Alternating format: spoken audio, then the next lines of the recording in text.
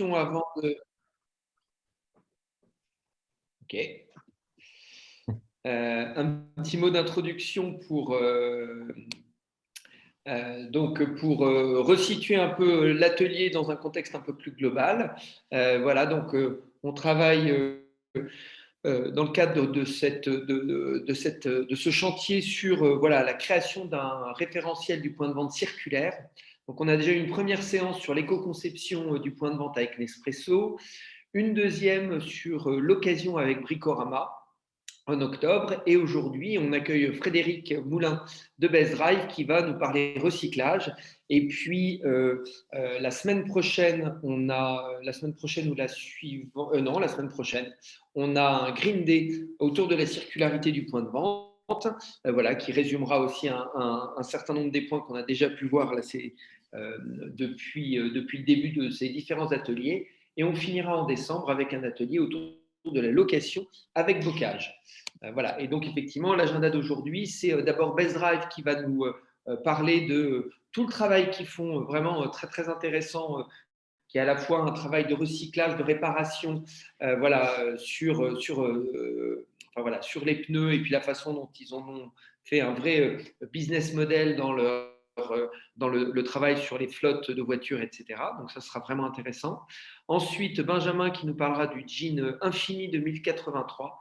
Et puis ensuite, moi, je partagerai quelques exemples voilà, d'une veille qu'on a pu faire autour de tout ce qui est recyclage et retail. Et puis évidemment, tous ceux qui ont des expériences à partager sur des sujets de recyclage, vous êtes vraiment les bienvenus, au contraire.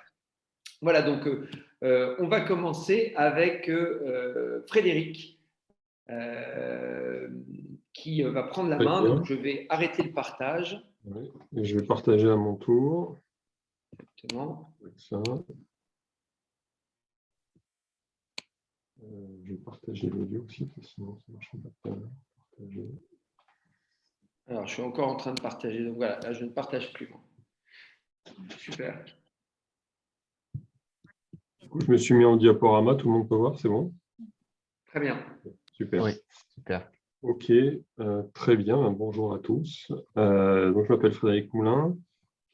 Je suis chez Best Drive depuis pas tout à fait un an maintenant. Je suis directeur du développement de l'organisation et de la stratégie. Donc au sein de Conti Trade France, qui est l'entité légale qui porte le réseau Best Drive.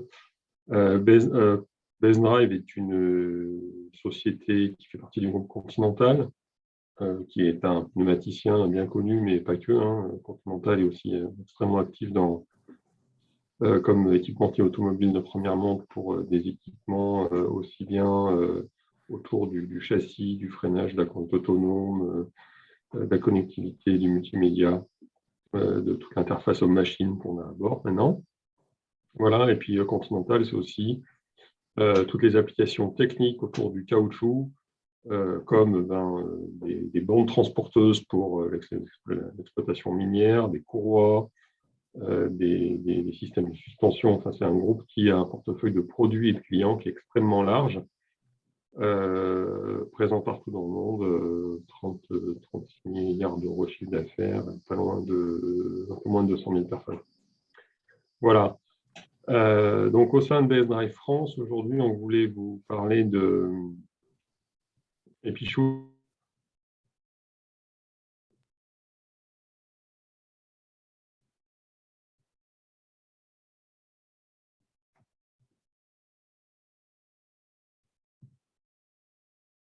Aussi responsable. Parce que le rechapage, c'est quelque chose qui est méconnu, à mon avis. Et le rechapage, c'est vraiment de la réutilisation de produits, de la réparation de produits, voire même du recyclage. Vous allez voir que dans la vie d'un pneumatique, et on va parler de pneumatique poids lourd aujourd'hui uniquement, on ne va pas parler de véhicules légers un tout petit peu à la fin. Un pneumatique poids lourd a plusieurs vies dans le cadre de son utilisation par les transporteurs et par les gens qui utilisent des véhicules poids lourds, parce qu'il n'y a pas que le transport, il y a aussi tous les véhicules qu'on voit notamment dans le TP et aussi dans la maintenance industrielle. Donc, qu'est-ce que le rechappage? Aujourd'hui, le rechappage, ça consiste à rénover complètement la bande de roulement. Donc, la bande de roulement, c'est ce qui touche la roue, tout en conservant la carcasse d'origine, hein, pour produire un pneu qui est conforme aux normes et qui a les mêmes performances que le pneu d'origine. Okay, donc, chez BS Drive, et chez BS Drive en France, on fabrique nos propres pneus rechappés. On a 2 usines, 2 petites unités de production en Alsace et dans le Calvados, où on fait du rechappage à froid. C'est vraiment la technologie qui est la plus utilisée dans le monde parce qu'elle est la plus simple, parce qu'on a 2 méthodes, hein, qui existent. Le rechappage à chaud, qui consiste à remouler dans des conditions quasiment identiques à celles des productions séries, donc à 160 degrés à 20 bars, et puis le rechappage à froid, on est plus sur une utilisation à froid à 100 degrés avec une puissance autoclave. Bon, ça ne vous parle peut-être pas beaucoup. Le froid est peut-être plus facile à mettre en œuvre et surtout économiquement plus intéressant. Et ce n'est pas pour autant que les performances ne sont pas aussi bonnes. Donc, avant de commencer, on va vous parler un petit peu de technique. Alors, on a un super film qu'on va vous lancer. Je vais laisser parler le film. Ça permettra un petit peu de fixer le contexte et de mieux comprendre ce qu'on va vous expliquer par la suite. J'espère que le son.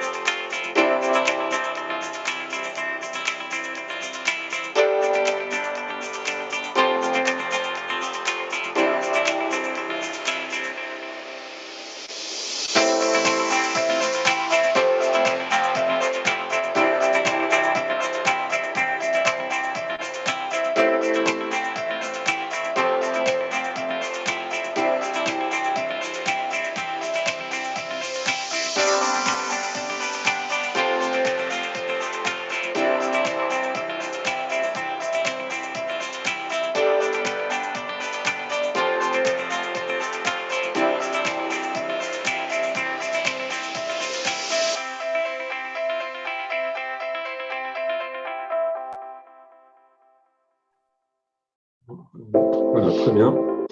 Vous avez vu, c'est quand même quelque chose qui est assez technique, hein, qui demande des équipements industriels un petit peu importants, compte tenu de la dimension et du poids du produit, hein. Un pneu poids lourd, ça pèse 70 kg. Et en termes de process, on est sur quelque chose quand même qui est relativement complexe. Voilà. Donc déjà, je vais peut-être voir s'il y avait peut-être déjà 2-3 questions à cette étape-là de la présentation. N'hésitez pas, hein.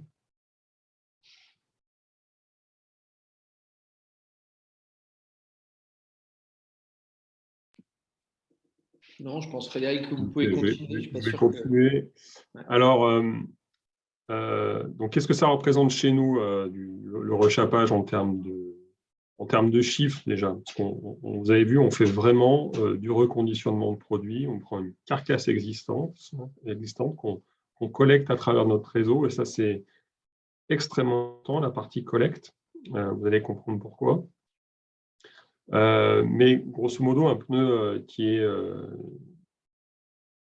rechappé, ça permet déjà de doubler la durée de vie en termes de kilométrage pour une même carcasse, pour un même pneu. C'est quasiment 40% d'économie sur le prix d'achat pour le pneumatique, au niveau pneumatique. Et la carcasse qu'on récupère, c'est 70% de la matière et du poids. C'est-à-dire que la bande de roulement que vous avez vue qui est collée à nouveau une fois que le pneu est bien, il est usiné pour enlever l'ancienne bande de roulement, réparé, contrôlé plusieurs fois. La bande de roulement représente 30% de matière supplémentaire qu'on va venir appliquer dessus de manière à rendre le pneu complètement neuf. Et donc, évidemment, ça évite de mettre, on va dire, au rebut 50 kg de matière première, donc, ce qui est assez conséquent compte tenu du poids du produit.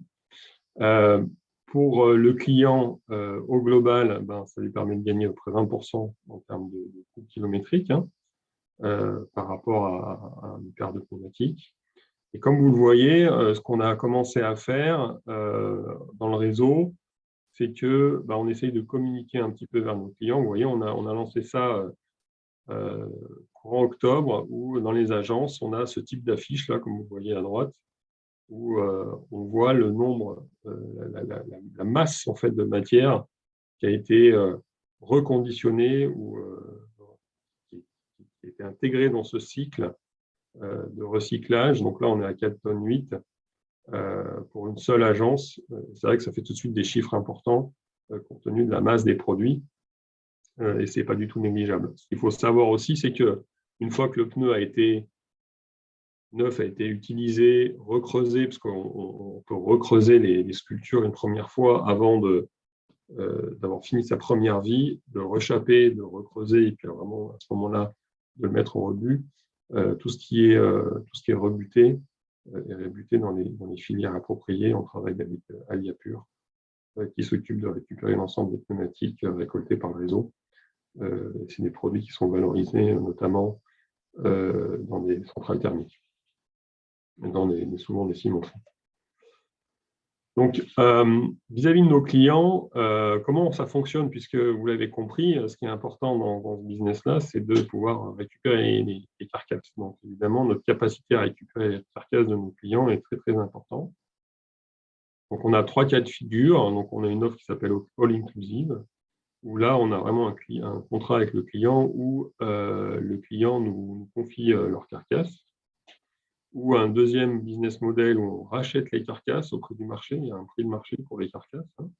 Donc, on peut évidemment rechapper des carcasses qui sont des pneus du groupe Continental, mais pas que. On sait aussi rechapper les produits des carcasses concurrentes, on va dire. Et puis, on a aussi, des fois, les clients souhaitent conserver leur carcasse et grosso modo avoir une trace pied de leur carcasse d'un bout à l'autre. Donc ça, en termes de logistique, ça demande aussi des process particuliers. En termes de process, on a évidemment pas mal d'étapes, puisqu'il faut vraiment former l'ensemble des techniciens en agence de manière à pouvoir les récolter et les trier. Il y a un premier tri qui se fait en agence, on n'envoie pas en usine des carcasses qui ne sont pas aptes, on va dire. Et puis, on a des tournées qui sont organisées nationalement pour récupérer les carcasses triées. Donc ça, c'est aussi important. Et puis, évidemment, l'usine de rechapage qui fait ce que vous avez pu voir dans la vidéo. Donc, on parlait de gisement tout à l'heure.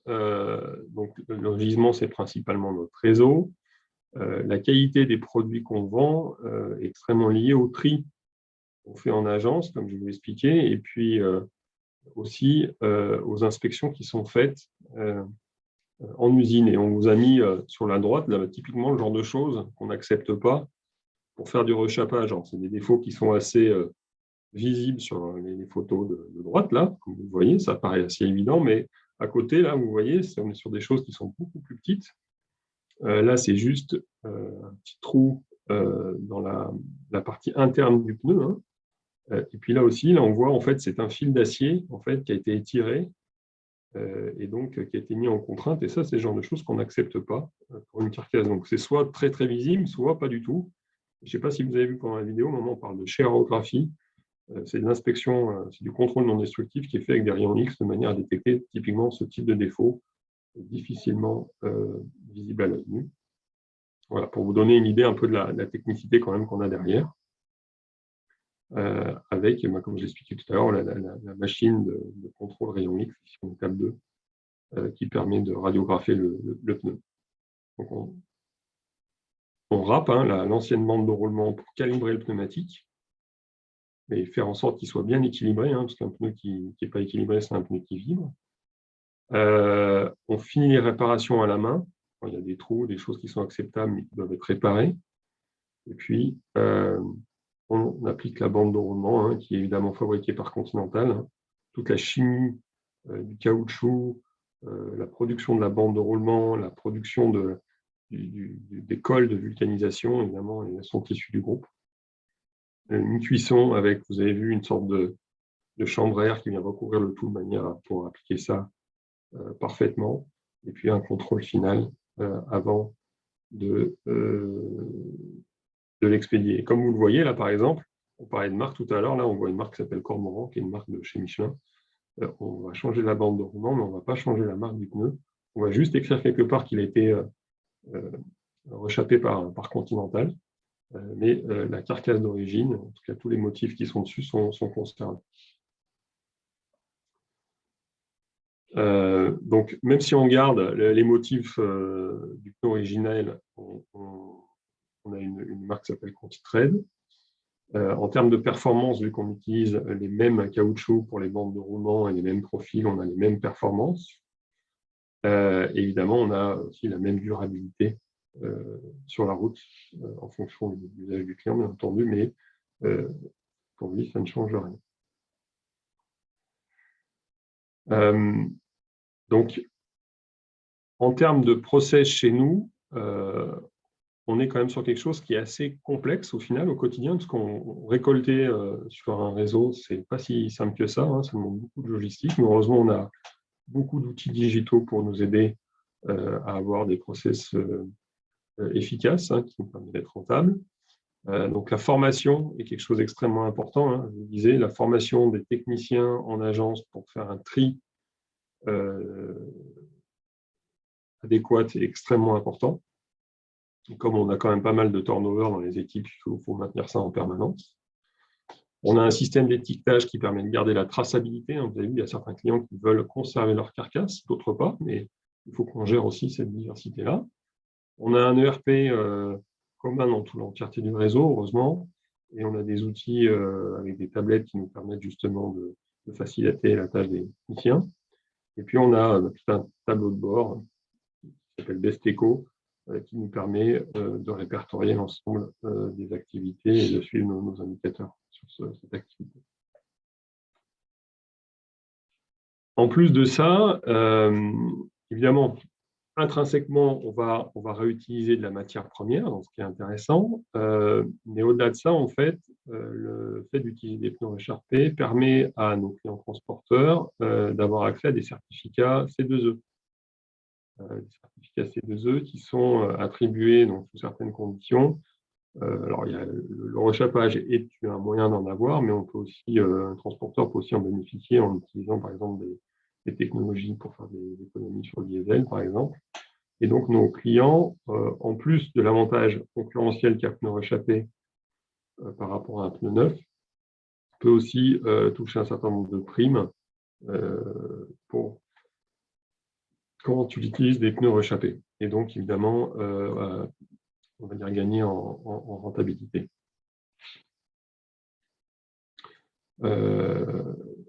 Voilà.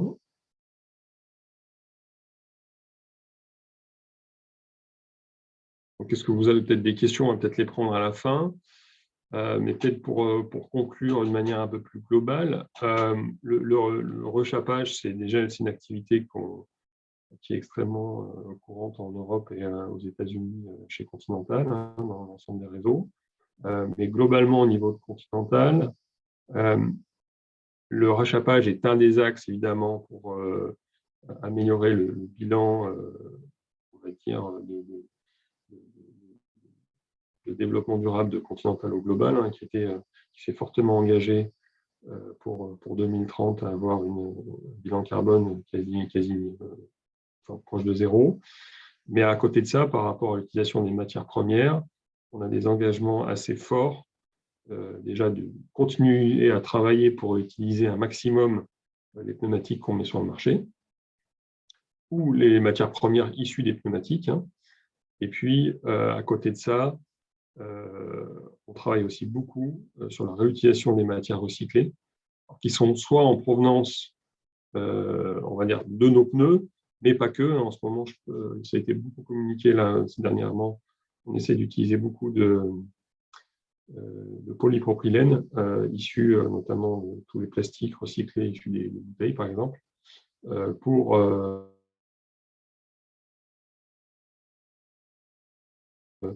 intégrer ça dans les ceintures, en toute la partie structurelle qui permet de garantir sa réalité, ou de matériaux durables. Il y a aussi beaucoup d'initiatives qui sont prises pour remplacer le caoutchouc naturel, hein, les verres ou issus du pétrole par exemple, des résines qu'on arrive à trouver bizarrement dans les pissenlits. Mais le pissenlit, c'est quelque chose qui pousse partout et à moindre coût. Donc, il y a pas mal d'initiatives de ce type-là pour continuer à développer cette économie circulaire et le fait de recycler un maximum, d'utiliser un maximum de produits recyclés.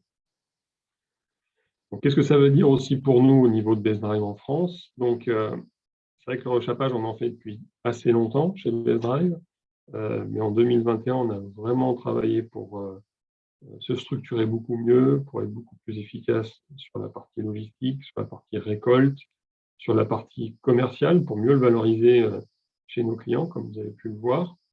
Donc ça, c'est vraiment le travail qu'on a fait en 2021. Et maintenant, et à travers aussi notre adhésion au collectif, c'est vrai que le valoriser d'un point de vue RSE, c'est ce qu'on est en train de commencer à travailler avec Whitney. Et on va continuer à communiquer beaucoup début de l'année prochaine sur le sujet. Et puis, tout en essayant aussi de mieux valoriser l'impact environnemental de cette démarche-là, puisque on pourrait tout à fait imaginer de dire, ben voilà, un pneu rechappé, c'est peut-être autant de CO2 en moins en termes d'empreinte. Mais on n'en est pas encore là, on n'a pas encore travaillé, c'est un sujet qui est assez récent pour Whitney et moi, sur ce sujet-là. Je pense que le groupe va nous aider pour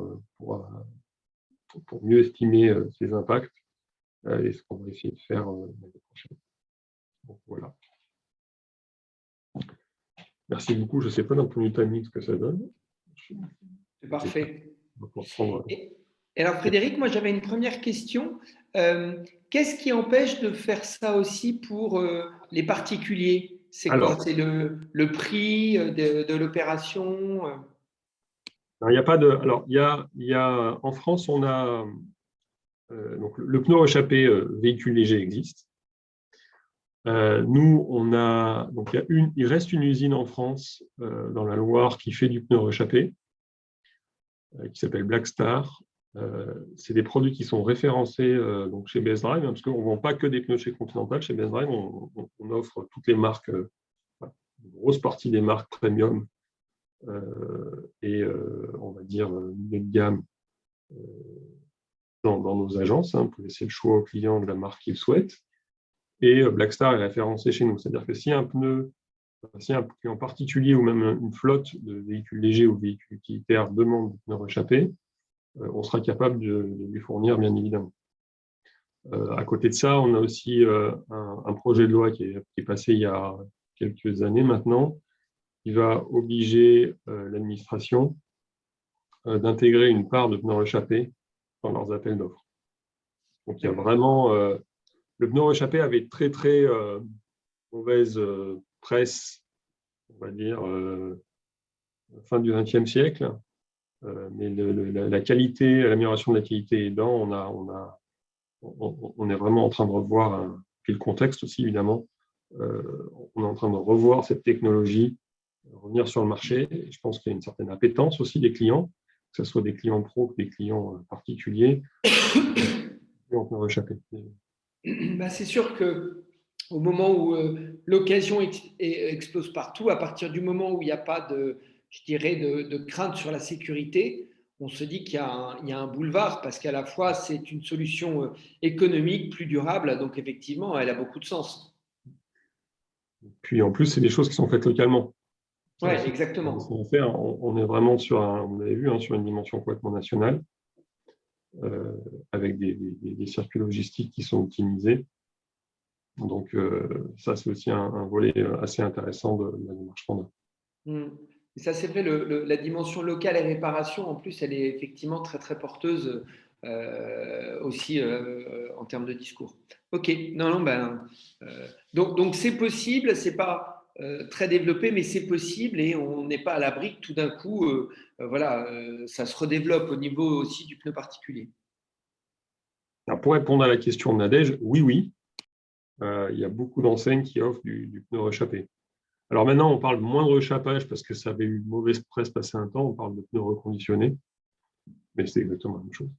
Et d'un point de vue processus, ce que vous avez vu tout à l'heure sur la vidéo, c'est exactement la même chose pour le pneu véhicule léger. Et on enlève la bande de roulement, on en remet une autre. Voilà. Et en général, on a un problème avec un pneu, en général, quand il est mal gonflé ou surgonflé. Intrinsèquement, le pneu n'a pas de problème, c'est son gonflage qui compte dans 95% des cas. Quand vous voyez un pneu exploser sur l'autoroute, sur un poids lourd, c'est qu'il y avait un problème de gonflage. C'est rarement autre chose. Est-ce qu'il y a d'autres questions pour Frédéric ?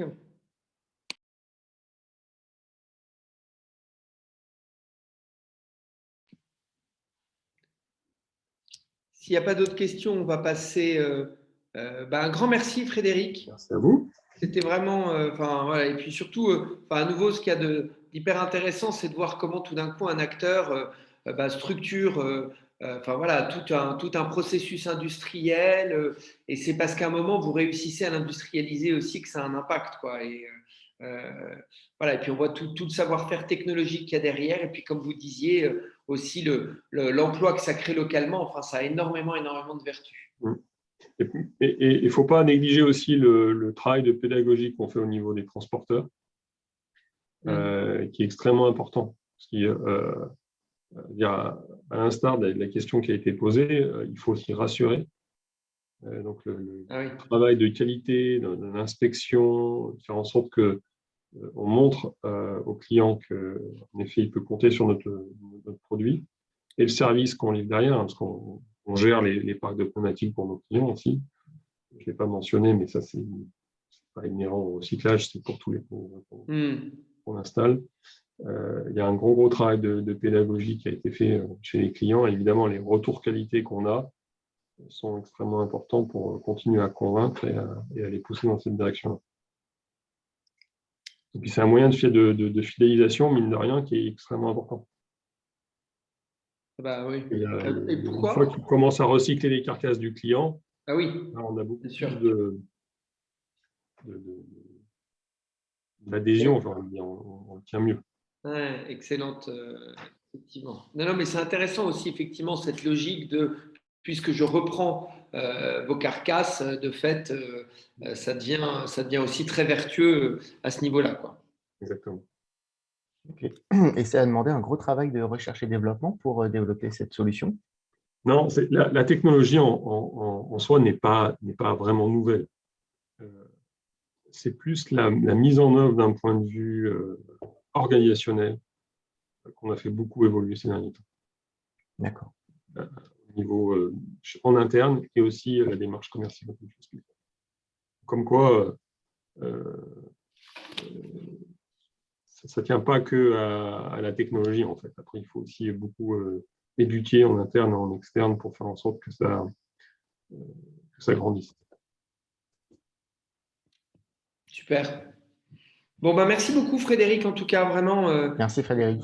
Ouais, hyper merci à vous. intéressant et on voit surtout enfin, voilà, le professionnalisme et l'industrialisation à nouveau, quoi. On n'est pas sur simplement de la collecte, etc. Donc, c'est hyper intéressant. Très bien, merci beaucoup. Benjamin, tu prends la main pour Oui, parler pour la du suite. développement.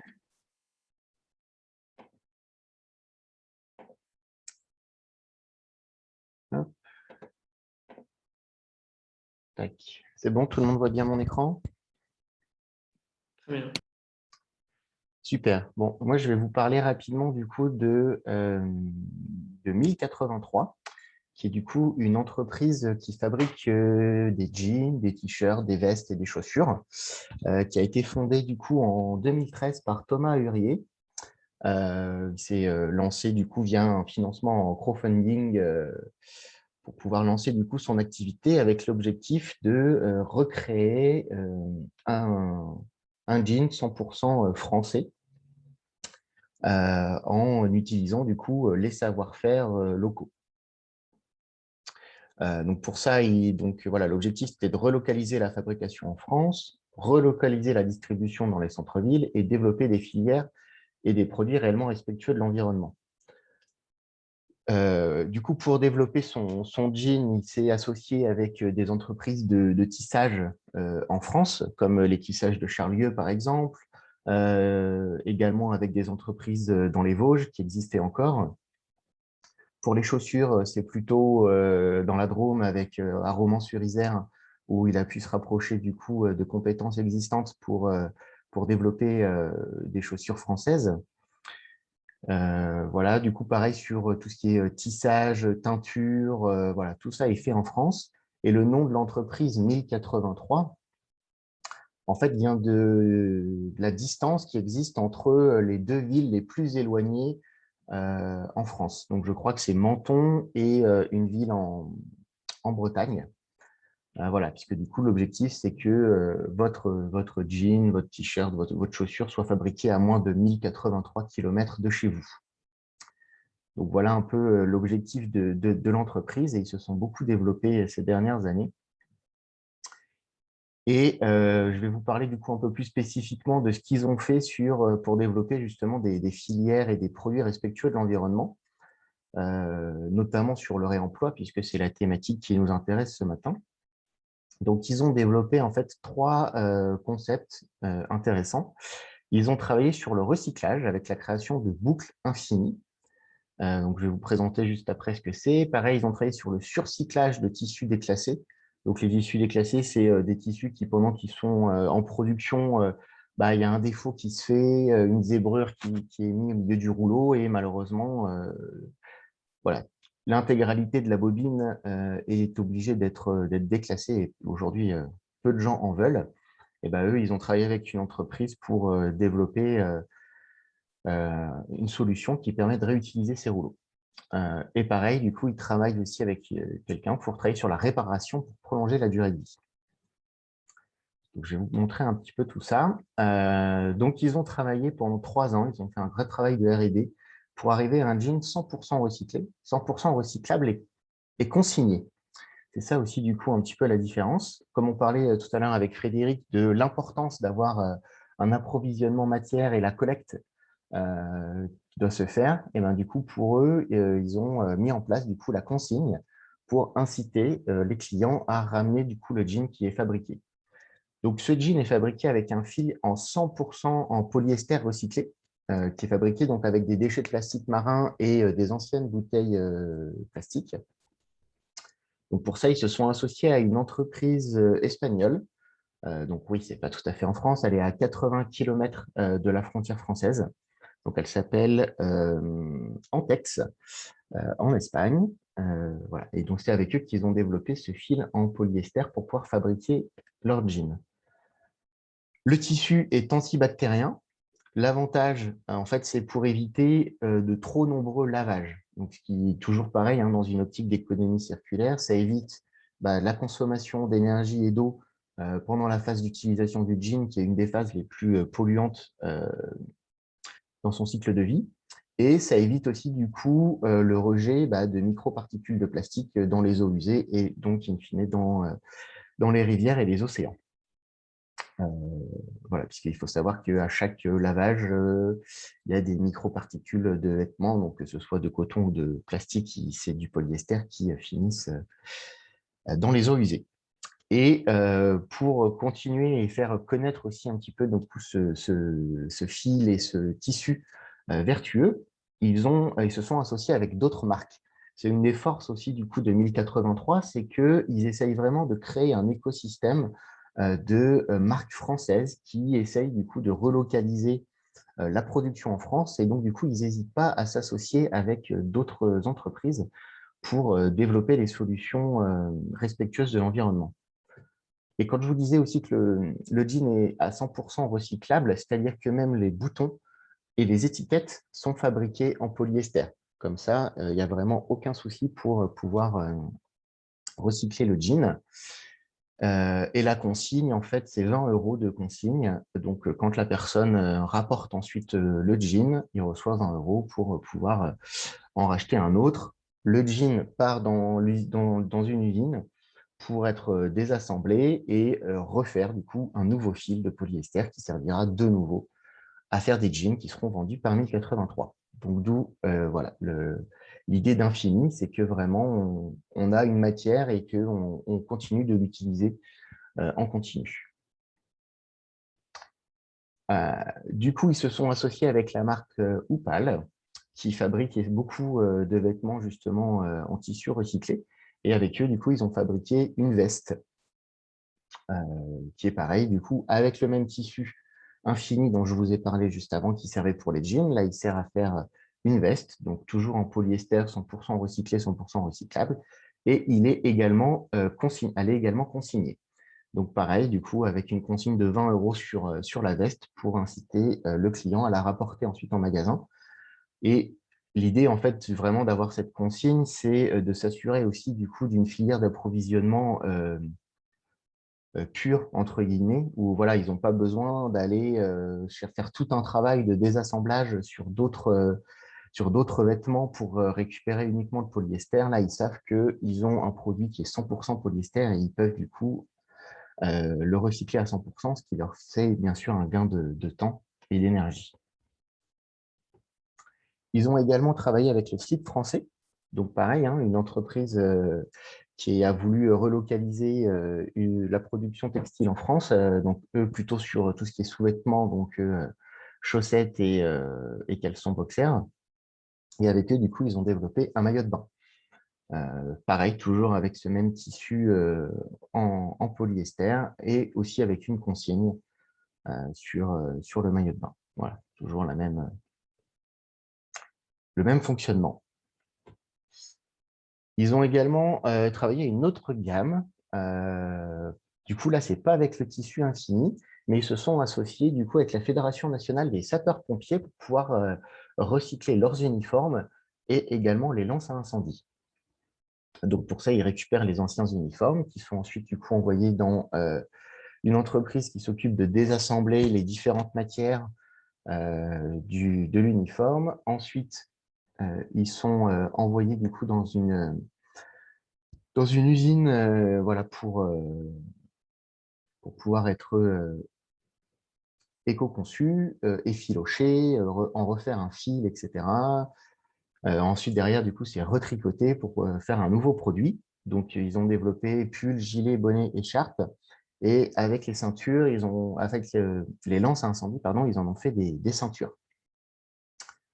Et l'idée, c'est toujours pareil, hein, on est dans une démarche aussi infinie, c'est qu'une fois que votre pull, votre gilet, votre bonnet, votre écharpe est troué, usé, etc., vous n'en voulez plus, vous pouvez l'apporter dans les bornes du relais et ensuite ils seront du coup de nouveau recyclés pour leur apporter du coup une seconde vie.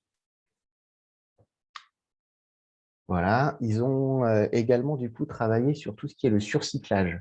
Donc c'est ce que je vous expliquais tout à l'heure, c'est que parfois pendant la fabrication des tissus, il y a des défauts qui peuvent s'opérer. voilà, une machine qui se décale, un fil qui lâche. Voilà, on n'est jamais à l'abri du coup d'impondérables pendant les étapes de fabrication. Et d'habitude, ces énormes rouleaux de tissu sont jetés parce que personne n'en veut. Et eux, ils travaillent du coup avec l'entreprise qui s'appelle Les Hirondelles pour du coup que leur tissu infini, quand il y a des défauts, eh ben, ils puissent être retravaillés pour quand même être réutilisés. Donc en fait, eux, ce qu'ils font chez Hirondelle, c'est qu'ils utilisent en fait les rouleaux et ils positionnent leur patron sur les rouleaux du coup pour pouvoir fabriquer des pièces là où il n'y a pas de défaut sur le tissu. Voilà, donc du coup forcément ça veut dire des petites collections puisque du coup ça s'adapte vraiment aux approvisionnements qu'il peut y avoir et aux défauts qu'on va retrouver dans le tissu. Donc c'est ça qui est intéressant et bien sûr du coup il maximise il minimise plutôt la chute de tissu pour pouvoir réutiliser au maximum le tissu qui a été produit. Voilà, donc c'est une autre association qu'ils ont fait. Voilà. Et donc là, on est aussi dans le réemploi, et donc là, ce qu'on appelle le surcyclage ou l'upcycling pour réutiliser du coup de la matière déclassée de second choix pour fabriquer également des vêtements. Et bien entendu, ces vêtements, une fois qu'ils sont en fin de vie, les apporter en borne de tri. Et le dernier point qu'ils ont développé, c'est sur la réparation. Donc, pareil, du coup, pour prolonger la durée de vie, ils se sont associés à la marque Cécile, qui est une fabrication française également, qui est dans le 49, qui est un fabricant de chaussures historique en France. Et là, du coup, l'idée, c'était pareil, d'utiliser leur tissu infini, donc en polyester, du coup, qui est résistant, imputrescible, etc., pour fabriquer des chaussures avec Cécile. Donc, ce sont des chaussures véganes, donc c'est des semelles, voilà, du coup, en caoutchouc recyclé. Donc, il n'y a pas de souci. Donc, elles sont, les semelles sont cousues également pour plus de résistance avec le reste de la chaussure. Et Cécile, du coup, propose un service de réparation des chaussures. Donc, quand vos chaussures sont abîmées, qu'il y a un trou, qu'elles sont complètement déformées par l'usage, etc., eh ben, vous pouvez leur envoyer les chaussures. Eux, ils vont évaluer si les chaussures sont réparables. Si elles sont réparables, ils vous les rendent comme neufs. Donc, ils peuvent changer complètement la semelle, réparer les bouts de tissu qui auraient été abîmés, les nettoyer et ils refont aussi ce qu'on appelle un reformatage. Donc, voilà, ils mettent du coup des moules dans les chaussures qui repassent un petit peu à la chaleur pour redonner du coup sa forme originelle à la chaussure. Et donc, voilà, l'idée, c'est de pouvoir, bien entendu, continuer et allonger la durée de vie des chaussures en les rendant réparables. Et si, en fin de vie, la chaussure n'est pas réparable, bien entendu, elle est recyclée pour fabriquer une nouvelle chaussure. Voilà, c'est ce que je vous montre là, du coup, sur la dernière diapo, pardon. Voilà, du coup, si ils récupèrent les morceaux des chaussures en fin de vie pour pouvoir du coup fabriquer de nouvelles semelles, de nouveaux tissus, etc. pour la suite. Donc voilà un petit peu la démarche 2083 sur le sujet du coup du réemploi. Voilà. Est-ce que vous, du coup, vous avez des questions peut-être sur ces différents points? J'essaierai d'y répondre dans la mesure du possible.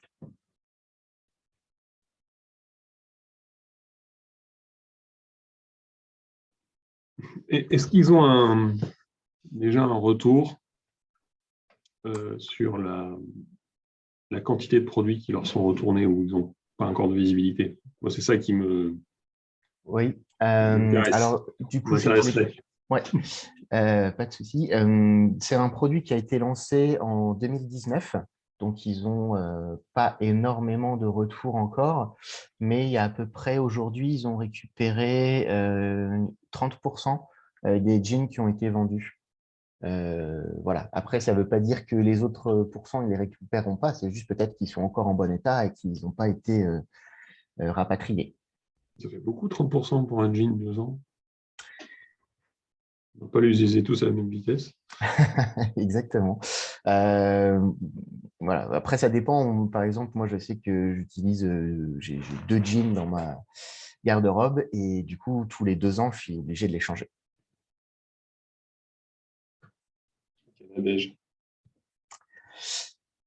Alors, je vois qu'il y a des clients, des questions pardon, dans le chat. Alors, est-ce que le client reçoit un bon d'achat quand il renvoie ses chaussures chez Cécile?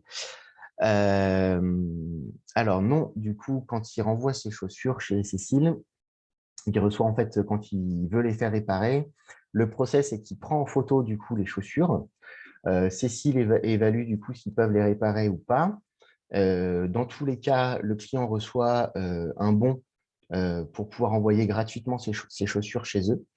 Les chaussures, du coup, si elles sont réparables, sont réparées et renvoyées ensuite chez le client. Si elles ne sont pas réparables, Cécile, du coup, les envoie dans son usine de recyclage. Voilà. Mais il n'y a pas de bon d'achat prévu dessus. Et ça, c'est valable pour toutes les chaussures ou c'est seulement les chaussures de Cécile que le client peut renvoyer? C'est uniquement avec les chaussures Cécile.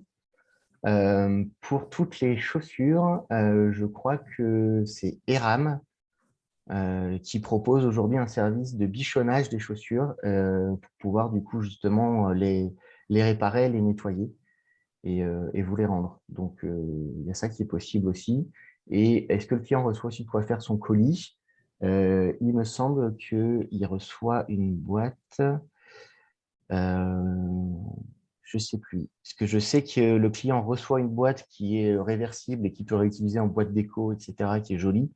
Mais je ne sais plus si la boîte l'aurait envoyée avant ou pas. Je suis désolé, Barbara, je n'ai pas la réponse exacte à cette question.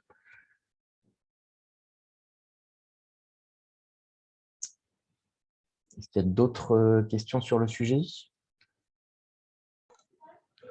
Bonjour Annabelle, Oui, de la bonjour. Mécaline. Bonjour. Le domaine du l'upcycling, ça nous parle un petit peu parce que nous, au niveau de notre unité de production à Saint-Jean-de-Mont, Oui. on a récupéré, on trouvait dommage de mettre à la poubelle des marinières sur des salariés de la production. Oui. Donc, on a décidé on s'est renseigné, on avait été sollicité par l'entreprise qui s'appelle Lilokawa en SNI, Oui. qui fait de l'upcycling aussi. Et D'accord. donc, les marinières étaient abîmées sur l'avant, mais pas sur l'arrière. Et donc, ces marinières on en a fait en fait des sacs. Et ces sacs, on les a offerts au personnel de la production, enfin tout le personnel de l'entreprise d'ailleurs, même au siège social. Et on avait mis un petit message dessus en expliquant que ça avait été fabriqué avec leur tenue de travail. Et donc, ça a été très, très bien perçu. Ils étaient très contents d'avoir ce cadeau parce que ça fait partie aussi de l'économie circulaire et donc l'idée a été très bien reçue au niveau des salariés. Ah oui, effectivement, c'est une super initiative. Ouais. D'accord. Et alors, du coup, vous avez organisé une collecte auprès des salariés, du coup, pour Mais récupérer non, ces parce qu'en marinières? fait, moi, il y a une personne qui, en fait, c'était entreposé chez nous, parce que, D'accord. et donc, il y a une personne qui m'a alerté, une personne qui travaille justement au niveau de l'entretien et qui me dit, qu'est-ce qu'on fait? Est-ce qu'on les met à la poubelle? Et à ce moment-là, on a réfléchi, on s'est dit, non, c'est dommage. C'est vrai que c'est dommage de faire du déchet. Et puis, si on peut essayer de en faire quelque chose. Donc, on a sollicité cette entreprise qui nous a proposé plusieurs solutions. Et après, on a fait ce choix sur ce sac qui était mixte, parce qu'on aurait pu choisir des petites pochettes, mais on a choisi un sac mixte qui était. On avait 3 couleurs différentes en fait. On avait des blanches, on avait des grises, et puis on avait aussi d'autres polos par rapport au basket, parce qu'on fait aussi une compétition de basket. On avait des polos qui n'étaient pas utilisés, donc il y avait du rose. Donc après, on a laissé à la distribution, on a laissé le choix aux salariés de la couleur qu'ils souhaitaient au niveau du sac, parce qu'on en avait suffisamment. Et voilà. Super. Et donc, après, en fait, cette entreprise Lilokawa est à Ancenis, donc c'est très local, c'est pas loin de chez nous.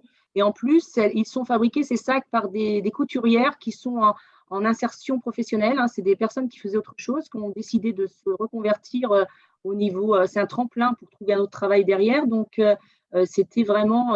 Voilà, il y avait une belle initiative derrière, parce que ces personnes, en fait, ça leur permet de travailler, ces femmes, ça leur permet de travailler et de changer d'horizon aussi. Et voilà. Ok. Ah oui, effectivement, c'est une démarche très complète. Voilà. Bravo. Ben, merci pour ce partage. Merci D'ailleurs, de votre écoute en tout cas. s'il y en a d'autres aussi qui veulent partager voilà, des actions comme ça que vous faites, je crois que par exemple, Laura, chez Bureau Vallée, vous faites aussi vous, tout ce qui est du reconditionné de matériel informatique. Oui, on essaye de développer cet aspect-là. Justement, on a certains magasins qui sont en test pour récupérer les imprimantes des clients. Donc ça, pour le coup, c'est un apport volontaire des clients en magasin, donc des imprimantes qui sont défectueuses ou dont ils ne veulent plus. Et donc, on teste sur 2 magasins. On a un prestataire qui les récupère et qui les répare, ou bien qui récupère les pièces détachées pour essayer de fabriquer de nouveaux produits. Et pour celles qui sont réparées, on les reconditionne et effectivement, on les revend dans le magasin. Et donc, ça permet une économie sur le prix d'achat pour le client et puis nous également pour l'achat des imprimantes. Alors, c'est en test parce que justement, le business model n'est pas encore bien défini pour que ça puisse être développé sur le long terme et dans tous les magasins du réseau. Mais ouais, c'est quelque chose qui est en test et qui a l'air de bien marcher, en tout cas pour le moment, dans les magasins qui le font. Et après, à côté de ça, on travaille avec des fournisseurs qui ont des produits reconditionnés pour certains en multimédia et en informatique. Donc là aussi, on revend ces produits-là, donc ça marche très bien. Et effectivement, les clients sont très contents d'avoir ce type de produit-là en magasin. Et en plus, c'est moins cher pour eux aussi à l'achat, donc c'est tout bénéf. Ok. Et pour reprendre la question de Barbara tout à l'heure, est-ce que dans les magasins en test, les clients qui rapportent des produits, ils ont un bon d'achat? Alors, c'est pas bien défini. Je crois qu'il y a un magasin qui le fait effectivement avec un bon d'achat. Mais en fait, ça dépend du prestataire parce que c'est pas le même dans les 2 magasins en test. Donc là-dessus, j'ai pas toutes les informations, mais je crois qu'il y en a un des 2 qui effectivement donne un bon d'achat aux clients. Ok. J'ai pas tous les détails dessus.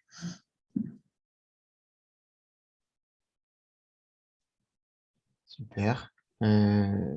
Barbara, je ne sais pas si vous avez des exemples de choses sur le réemploi que vous faites chez vous?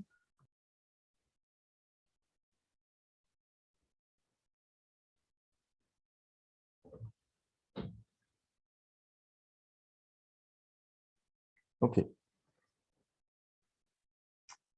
ça marche. Bah, s'il n'y a plus d'autres questions, Philippe, je te propose de continuer la présentation. Et alors, je reprends la main et je vais. Donc là, l'idée, c'est de partager avec vous quelques benchmarks et initiatives. Donc, voilà, nous, on effectue une veille sur toutes les démarches que font les retailers à l'heure actuelle sur enfin, voilà, tous les sujets du point de vente circulaire parce que c'est des questions que nous posent beaucoup nos clients. Donc voilà, je vais faire un petit extrait de quelques pages à partager avec vous sur la partie justement un peu plus recyclage. Et d'abord parce que c'est dans le prolongement de ce que tu racontais sur le jean infini. C'est une marque chinoise qui s'appelle The Air Collective, voilà, qui est basée à Hong Kong et qui en fait fait du denim, donc du jean recyclé à partir de jean Levi's. Donc en gros, les carcasses, chères à Frédéric, ce sont des carcasses Levi's qui arrivent chez Air Collective et qui ensuite les transforment en jeans upcyclés. Voilà. Et donc, parmi les les petits trucs intéressants, il y a un QR code qui, en fait, permet à la fois d'accéder à des informations justement sur la méthode le process de fabrication de ces jeans, et puis qui également va donner à la fois des conseils de recyclage, etc. Donc, voilà, il y a aussi toute cette démarche d'information, voilà, et de toute évidence, voilà, je pense que c'est des choses auxquelles les clients sont très très sensibles aujourd'hui, également quand ils arrivent en fin de vie de leur jean et qu'ils veulent voilà, le mettre à recycler, ce QR code donne un certain nombre d'informations. Alors, un autre exemple, toujours à Hong Kong, et puis après, je vous en montrerai un chez Ikea. En fait, ce qui est intéressant là, on est sur deux exemples de mise en scène, en gros, du recyclage de sweatshirts. Donc là, chez Garment to Garment, ils ont effectivement fait une mise en scène d'une unité de fabrication donc, qui récupère de la matière et qui la transforme. Et je voulais surtout vous montrer cet exemple-là que je trouvais encore plus. Enfin, c'est un peu la même chose, mais qui est vraiment très, très intéressant. Donc, ça, c'est H&M. Et H&M qui est très. Pardon, hop, H&M qui est très actif sur tous ces sujets-là. Donc, en fait, ils ont installé ça dans une de leurs boutiques, dont je ne. Le Trognigantam, enfin bref, je vous épargne ma prononciation. Et en fait, donc ils ont développé toute une machine qui s'appelle Loop, avec un institut de recherche basé à Stockholm. Donc cette boutique est à Stockholm. Donc ça fait à peu près, vous voyez, grosso modo la taille d'un container en verre à l'intérieur d'un magasin. Donc c'est un vrai happening. Hein. C'est vraiment à la fois pour sensibiliser les clients et puis montrer toute la démarche engagée aujourd'hui par H&M. Et en fait, l'idée, c'est que vous pouvez suivre en fait tout le process de recyclage. Et a priori, il y a 8 étapes différentes. Voilà, il récupère le produit, ensuite il est lavé, après il est déchiqueté en fibres, puis ensuite les fibres sont filtrées, transformées en nouveaux fils, puis après il rajoute aussi, je crois, des fibres neuves, voilà, mais d'origine durable pour renforcer le produit. Puis après, il y a le tricotage et enfin voilà, jusqu'à la livraison finale du produit. Et donc, on voit effectivement, en tournant autour de ce container, on voit toutes les étapes. Et une des idées qui est aussi sympa, c'est qu'en fait, les clients peuvent acheter un produit directement en sortie de chaîne de fabrication pour voilà, 14,4 €. Ils peuvent acheter un t-shirt qui sort de cette usine de fabrication. Voilà, donc je trouve que c'est intéressant parce qu'effectivement, il y a alors évidemment, c'est des gros investissements, mais il y a ce côté très, très éducatif. Il y a aussi toute cette volonté de relocaliser un peu cette idée du fait sur place. Hein, on le voit beaucoup en alimentaire, hein, où on montre que c'est fabriqué sur place, etc. Voilà, donc c'est à la fois un peu anecdotique parce qu'effectivement, ce ne sera jamais diffusé dans tous les magasins. Quoique, on peut imaginer un jour d'avoir une machine comme ça, beaucoup plus, avec seulement une ou deux étapes, mais voilà. Beaucoup plus condensé, qui pourrait déchiqueter, puis après ça part. Enfin voilà, bon, je sais pas, mais on peut imaginer des choses pour que un jour ce soit plus diffusé dans les magasins. Voilà, après vous avez plein d'autres initiatives. Hein. Vous avez évidemment Nike qui récupère les chaussures et puis qui ensuite les transforme en cette matière un peu, voilà, le grind, qui est donc une matière recyclée qu'ils vont ensuite utiliser pour faire des cours de tennis et puis des terrains de sport. Voilà, et ils le font toujours avec aussi un talent créatif assez remarquable. Ce projet-là aussi que vous aviez, je crois qu'on l'avait déjà partagé à un moment. Donc là, il y a à la fois l'idée que tout le mobilier est fait à partir de bois ou de carton recyclé. Voilà, donc c'est un magasin L'Occitane, hein, pardon, qui lui aussi est à Hong Kong. Donc voilà, tout le mobilier a été fait à partir de produits recyclés. Alors, je ne sais pas si c'est un pop-up ou si c'est un magasin qui est amené à durer. Bon, parce que enfin, voilà, je connais pas exactement le contexte. Mais là aussi, il y a le fait de proposer également des espaces de recyclage pour récupérer un certain nombre de packaging. Et puis, une autre démarche Boticario, que vous connaissez peut-être, qui, voilà, et là aussi c'est intéressant, c'est le fait de retrouver en fait l'espace de recyclage dès la façade, voilà, type comme une boîte aux lettres qui vous permet de récupérer les flacons. Donc, enfin, c'est comme toujours, au-delà de simplement le côté un peu anecdotique, etc., ce qu'il y a d'intéressant après, c'est d'en faire une vraie filière. Donc, et pour chaque, je dirais, membre du collectif Génération Responsable, si on réussit à collecter, puis ensuite à retransformer ces packaging ou ces produits en nouveaux produits, voilà, c'est toute la démarche industrielle qu'il y a derrière aussi qui est intéressante, au-delà simplement le fait de proposer des espaces de recyclage. Et puis, à nouveau, on revient chez H&M. Voilà, aujourd'hui, c'est devenu assez habituel chez H&M, chez Zara, etc., qui finalement ont été les créateurs de cette fast fashion, de proposer des espaces pour recycler les produits.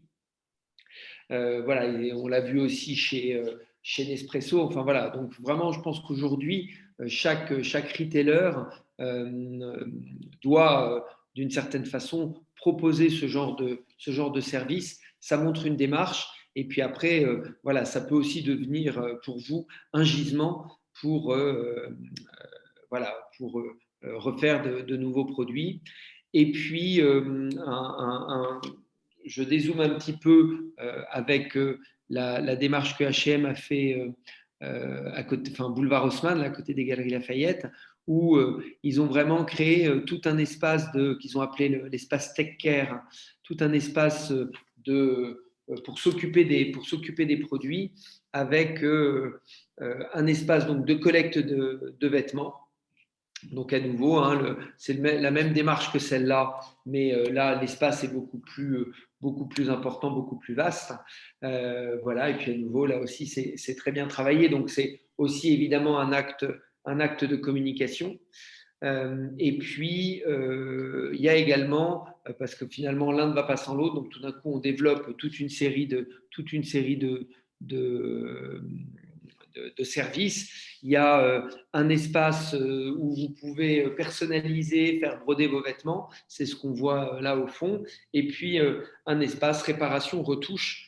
Donc, tous les services qu'on peut proposer autour des vêtements et même voilà, des produits de lavage durables et respectueux qui vous permettent de faire durer un peu plus longtemps vos produits. D'ailleurs, c'est aussi quelque chose qu'on retrouve beaucoup dans l'industrie de la chaussure. On a bossé avec enfin, un ou deux distributeurs qui justement développaient les produits d'entretien, etc., en disant finalement, si on peut permettre aux clients de faire durer leurs produits plus longtemps, c'est évidemment gagnant. Voilà, on a également effectivement le fait à un moment de donner donner des infos, récupérer les produits en magasin. Donc voilà, vous avez un peu tous ces éléments. Puis je voulais partager avec vous un dernier visuel qui est un visuel de ce qu'on est en train de travailler. Alors, ça n'est qu'un exemple de la démarche qu'on est en train de travailler avec Darty. J'ai déjà parlé à plusieurs reprises du sujet. Alors, il faut juste que je pense que c'est ce document-là. Hop, je passe assez vite, mais voilà. Vous avez ici le fait aussi à un moment, dans un certain nombre de magasins, vous avez l'obligation de proposer, alors vous le faites souvent avec Écosystème ou OpenSea, des points de collecte. Donc là, en l'occurrence, Darty a un gros contrat avec Écosystème de collecte des produits. Et ce qu'on a fait, nous, tout simplement, c'est donc c'est un projet qui est en cours, mais c'est de réhabiller le point de collecte en le mettant aux couleurs de Darty.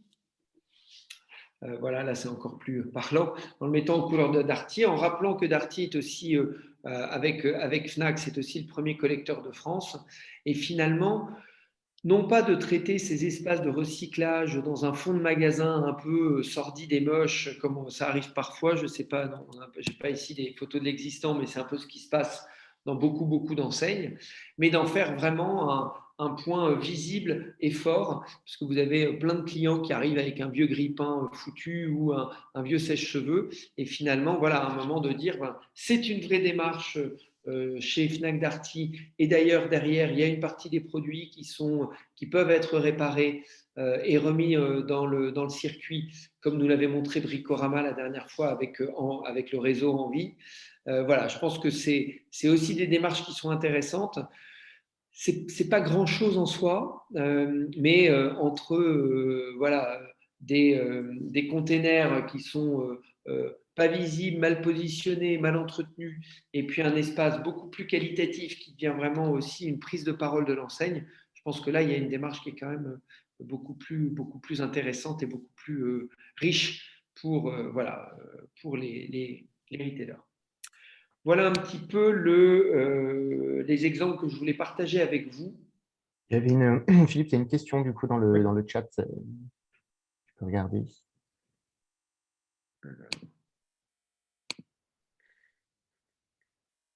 Est-ce que le client reçoit un bon d'achat quand il… Ah oui, non, pardon. Alors, voyez-vous des messages incitant à la sobriété, incitation au ralentissement du rythme du renouvellement des… Non, alors ça, ça, effectivement, vous avez raison, Nadège, c'est pas du tout dans la démarche à l'heure actuelle. Et en même temps, les mentalités changent. J'ai eu une discussion comme ça avec la direction justement de Darty, qui se posait la question de plus en plus de dire, mais finalement, est-ce qu'on ne devrait pas dire à nos clients, avant d'acheter neuf, de faire réparer ? Puisque Darty a lancé toute une démarche autour de la réparation. Donc voilà, donc en tout cas, vous voyez, je pense qu'il y a de plus en plus d'enseignes qui se posent la question. Voilà, alors j'ai pas vu récemment d'exemples d'enseignes amenant à la sobriété. En revanche, ce que vous voyez quand même beaucoup, ce sont toutes ces marques. Alors c'est beaucoup de DNVB, mais évidemment les Patagonia, les Asphalt, qui eux ont tendance à prôner une mode un peu plus intemporelle, maison standard, des gens comme ça. Donc ils disent on n'est pas dans la mode, on est dans les basiques. Donc des produits indémodables que vous allez pouvoir porter plusieurs années. C'est pour ça qu'on ne fait pas de soldes. Voilà. Et donc il y a là quand même si c'est un peu, je dirais, niche, il y a quand même une démarche qui commence à émerger de dire il faut être un peu plus sobre. Mais voilà, à part ça, je ne vais pas vous dire que je vois beaucoup d'enseignes qui vraiment prennent la main sur ces sujets-là. Alors peut-être qu'en revanche, parmi les participants là, de l'atelier, il y en a qui ont des exemples comme ça de marques qui vraiment veulent, poussent à la sobriété, etc. Mais moi, je vous dis, à part des discussions un peu naissantes que j'ai avec certains de mes clients, c'est encore assez rare. Super, merci Philippe. Est-ce qu'il y a d'autres questions? Alors, je vois pareil dans le chat, il y a un commentaire. L'idéal serait que le matériel soit fabriqué avec une durée de vie plus longue afin de limiter les réparations et les déchets. Vous avez raison. Et encore une fois, je parle beaucoup de Darty, mais c'est quand même ceux qui, pour moi, aujourd'hui, sont les plus avancés sur le marché. Darty, ils sont vraiment en train de faire évoluer leur business model en disant qu'ils savent qu'ils vont vendre moins de produits. Et d'ailleurs, Régis Koenig était intervenu, qui est le patron notamment des services et du développement durable chez Darty Fnac. Il était intervenu lors d'un des ateliers et lui, il dit clairement, on sait qu'à terme, on va certainement vendre un peu moins de produits neufs et de moins en moins à l'avenir et qu'en revanche, ils veulent absolument développer les services. Alors, il y a plusieurs raisons derrière ça. La première, c'est effectivement de dire on va allonger la durée de vie des produits. Et c'est vraiment c'est leur grand mantra, c'est de dire on est sur la durabilité, l'allongement de la durée de vie des produits. Donc une consommation un peu plus sobre malgré tout. Et puis évidemment, on développe du service. Eux, là où ça les intéresse aussi beaucoup, c'est de faire revenir plus régulièrement les clients en magasin avec de la réparation sur n'importe quel type de produit. Ils sont en train de développer toute une série d'offres de services. Et puis, quand vous parlez de durabilité, un truc très intéressant qu'expliquait Régis, c'est qu'ils ont mis en place quelque chose qui s'appelle le choix durable. Alors, je vais vous montrer, pour ceux qui ne savent pas ce qu'est le choix durable chez Darty. Hop, je vais vous le montrer. Je ne sais pas si là j'ai quelque chose. Non, je ne l'ai pas ici. Si je l'ai là. Attendez, excusez-moi, je le cherche. Est-ce que c'est là? Voilà, le choix durable. Hop. Donc, le choix durable qui a été développé par Darty, l'idée c'est de sélectionner. Alors d'abord, c'était dans le gros électroménager, et puis ils sont en train de le développer sur d'autres gammes de produits. C'était de sélectionner des produits en disant voilà, ce sont les produits où il y a qui sont le plus résistants, le plus facile à réparer, compte tenu de leur conception, de leur fabrication, etc. Et qui également ont la durée de vie en termes de pièces détachées, qui ont un suivi des pièces détachées les plus longues. Et ça, ils l'ont fait parce qu'en fait, ils ont énormément de data via leur SAV. Et donc, ils ont pu comme ça construire un baromètre du SAV qui a permis ensuite de construire le choix durable. Et ce qui est très intéressant là-dedans, c'est que Régis Koenig nous expliquait qu'en fait, aujourd'hui, les industriels viennent les voir en disant on veut être sélectionné choix durable dans vos magasins. Pourquoi? Parce qu'en fait, aujourd'hui, les produits qui sont labellisés choix durable chez Darty, ils se vendent 2 à 3 fois plus que les autres. Et ils ont vu qu'en fait, dès qu'ils basculaient un produit en choix durable, le produit se vendait 2 à 3 fois plus, 2 à 3 fois plus qu'auparavant. Et il citait comme ça l'exemple de la tablette Surface de Microsoft qui n'était pas choix durable. Et ils ont dit à Microsoft, c'est tout simple, en fait, on ne peut pas la démonter. Donc, comme on ne peut pas la démonter, il n'y a pas de vis, etc., on ne peut pas ouvrir, changer des composants qui ont un problème, etc. Donc, c'est tout sauf choix durable. Et résultat, Microsoft a changé la fabrication de son produit pour intégrer un système de vis de façon à ce qu'on puisse démonter le produit et donc qu'il puisse être labellisé choix durable. Voilà, donc à nouveau, on voit quand même quelque chose de très vertueux qui se met en place sur la durabilité, faciliter la réparation et donc limiter les déchets. Oui, je crois que Frédéric voulait… J'avais peut-être une petite question. Est-ce qu'il travaille aussi la partie prix des pièces détachées? Parce qu'il y a d'expérience, il y a des fois les pièces sont juste hors de prix. Alors c'est une bonne question, Frédéric. J'ai pas la réponse sur le prix de la pièce détachée. Non, ça j'ai pas. En revanche, ce que je sais, c'est que, mais bon, ce qui est possible chez Darty ou pas, c'est qu'ils vendent aussi des pièces détachées. Donc, on peut acheter des pièces détachées chez Darty. Et après, ils ont un système de communauté SAV où les gens s'échangent des conseils pour réparer eux-mêmes leurs produits.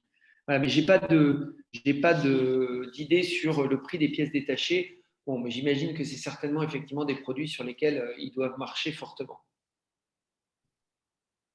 Mais bon, par moment, on peut se dire que, je pense qu'il y a aussi beaucoup de gens qui sont prêts évidemment, il ne faut pas être excessif, mais à payer peut-être 15 ou 20 euros une pièce détachée, même sur un produit qui en vaut 60 ou 70, si derrière, ils peuvent le réparer facilement. Mais bon. Mais c'est un vrai sujet, effectivement, celui-là. Merci. Oui. Voilà. Et puis, j'espère aussi que le mois prochain, quand on parlera de la location, c'est aussi du coup une façon de pouvoir rentrer un peu dans cette sobriété et en louant des produits qui sont plus résistants, réparables et qu'on peut garder du coup aussi plus longtemps.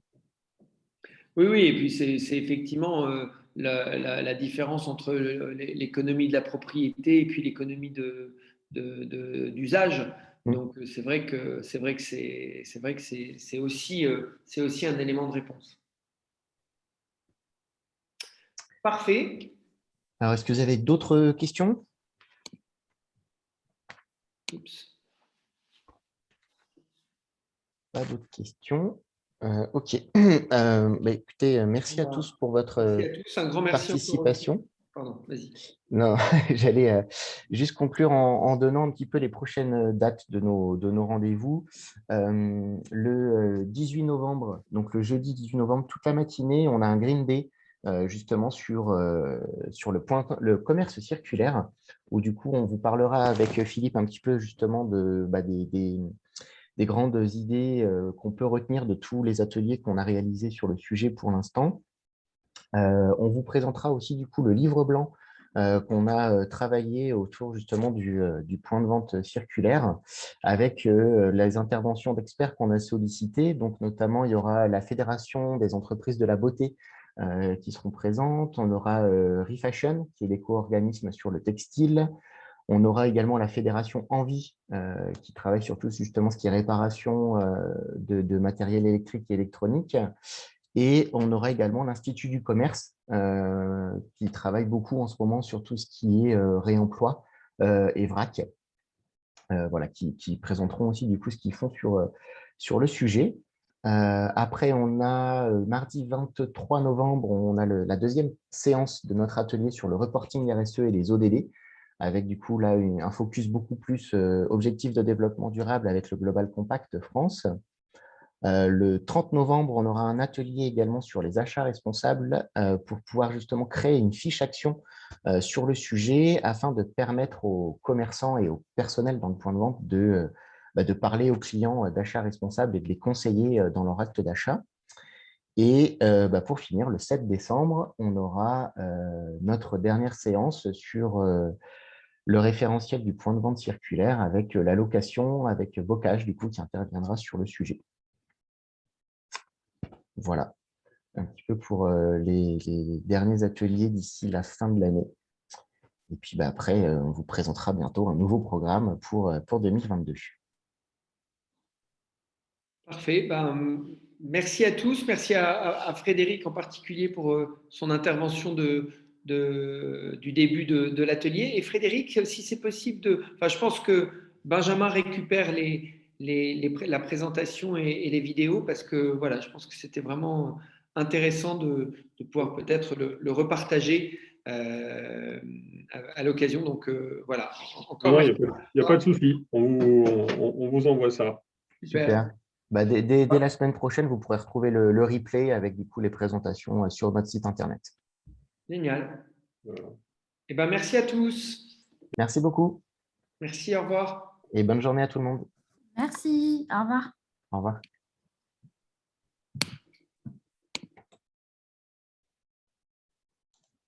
Au revoir, merci. Merci Annabelle, au revoir.